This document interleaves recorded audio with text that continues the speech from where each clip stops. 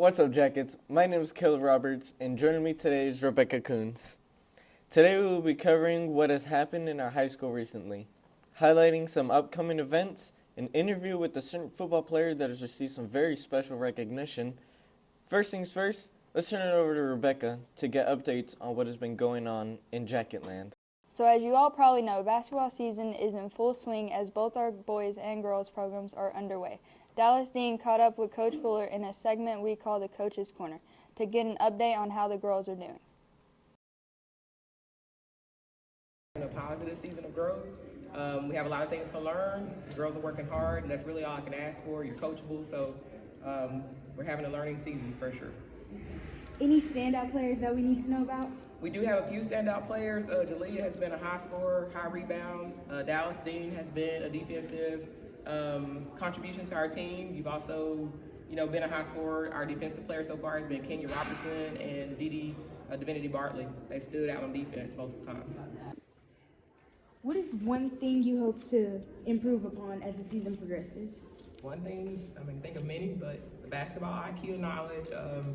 You all haven't had an opportunity, as far as our girls, they hadn't had an opportunity to really learn the basic fundamentals of basketball. So I'm hoping to improve on basketball IQ with this young team. Of course, we're going to get a few more wins and do better than how the team performed last year. But I want to be able to bring this young team back next year and be a dominant team.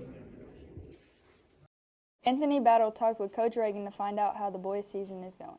Thank you for joining us today, Coach Reagan. No problem. First question is, how do you feel basketball season is going so far? We still early in the season, but I would say so far it's going good. About 4 weeks in right now, one of those weeks being Thanksgiving. But like I said, still early, still being able to find out what we're going to be as a team and kind of everybody gelling together and everything like that. But we're going good. JV is 1-1 as well as varsity 1-1 on the season. Beat Broadus. Both teams lost to Gary last night, but right now I say it's going good. Question 2, are there any standout players that we need to know about? Man, we have a lot of selfless players, that kind of gel together. I would think the one that kind of stands out the most, that passes the look test would be Rashawn. A lot of people seen him. A lot of people that ain't even from Alto seen him. We went viral on TikTok and Instagram the other day, with one of his dunks. But man, we don't have we don't just have one dude, we have a lot of guys that kind of make us successful. So I would say the whole team is kind of the ones you need to know about. Last question, what is one thing you hope to improve upon as the season progresses? I hope we improve upon our culture, we use that word a lot, we talk about it a whole lot, but the culture of Alto basketball, it's not what we're doing, but it's how we're doing it, how we do things, how we go about carrying ourselves and everything like that. But that's one thing I hope we improve upon, the most this year. Yes, sir. All right, we'll see you next time. Both the girls and boys teams will travel to Cayuga this weekend and then to Gary next weekend for tournament play. That's awesome, Rebecca. Sounds like both squads have a lot to look forward to this year. Okay, so now let's go to a segment we call Buzzing Around, where one of our reporters has caught up with a student or teacher to get some inside scoop. This week, Jackson Duplachain has caught up with the senior Dana Ruiz, a member of the FBLA, and asked her about their recent trip to a leadership workshop in Athens. So I got to interview Dana Ruiz the other day, and the first thing I asked her was, what does FBLA mean to you? She replied that it is an organization that helped her become a better person and helped her help others. When I asked her what she gained from the recent workshop they did in Athens, she said they learned about table etiquette and how to dress professionally. Dana is also the president of FBLA and is responsible for organizing community service projects for school. She said that she enjoys leading her organization into success, and we all think she is doing a great job. Back to you, Caleb. Thanks for the awesome reporting there, Jackson.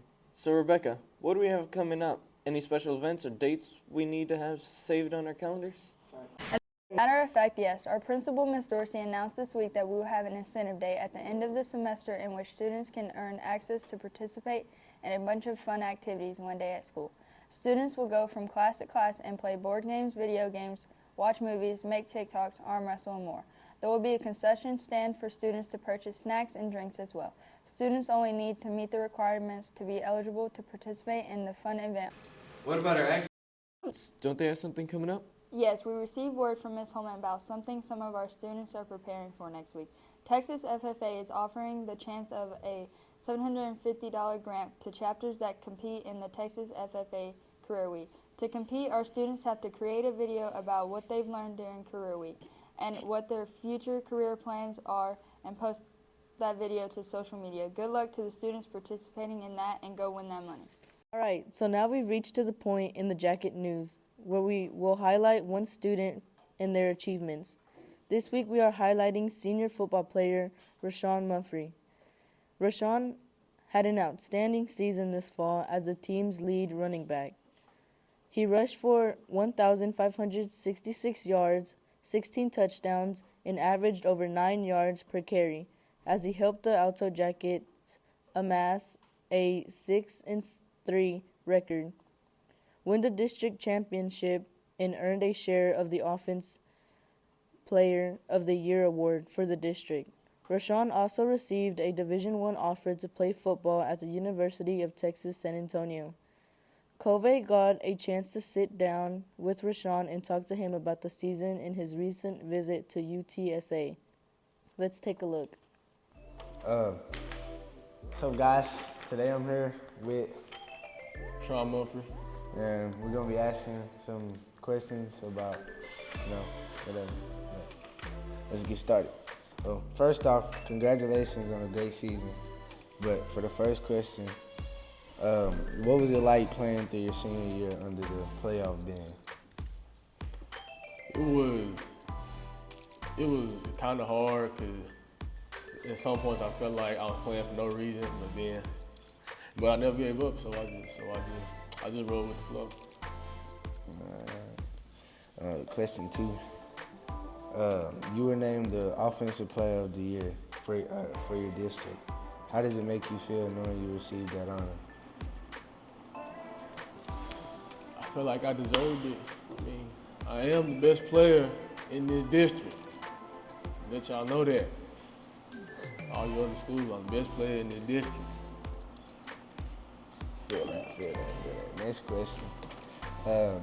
What was your reaction to finding out you were receiving your first D1 offer from UTSA? I was lit. It was cause I done talked to some D1 coaches before, but for them to give me my first actual offer, it actually felt good. And then I seen they school and all this other stuff, so I felt good about it. All right, question 4. You recently went to UTSA for a visit. Can you tell us how it went and what you liked mostly about the school? It went good. I like their facility. I like their football stadium most of all because it's basically they got an indoor football field. You don't see that in a bunch of colleges.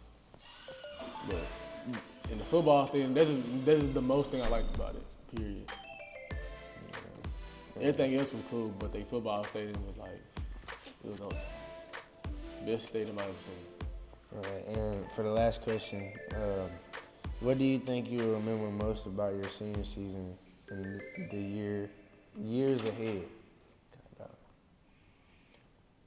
The thing I remember is coming down here every day, putting that work in after school, then going out Friday, being able to play was the best thing ever.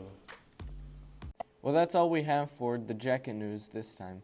Tune in next time for new content and updates of what's happening at our school and around Jacketland. Thanks and sting 'em.